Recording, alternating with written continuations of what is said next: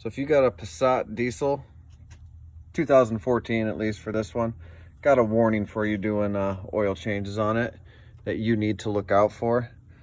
So past videos, that'd be 2 oil changes ago, did the oil cooler on it. Well, changing the oil today, something just isn't going right. Well, first off, we've got brand new parts all breaking apart here, and the oil filter destroying itself, and this is the new one. So let me show you what happened and what to look out for. Now, luckily, I had the old one still around that I could look at, and you can see in the bottom there how it's supposed to look. Well, doing this oil change, this piece from the old filter was still pushed down on there, which kind of explains why this piece broke out. Now I caught that, and there was actually in the bottom down in here, let's see if we can turn on a light for you.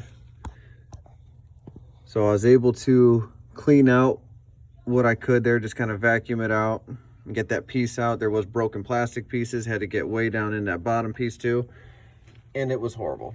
Had to go get a new filter.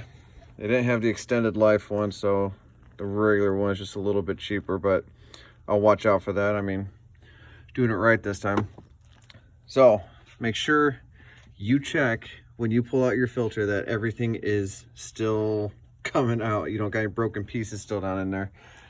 And then also, if you are putting on your new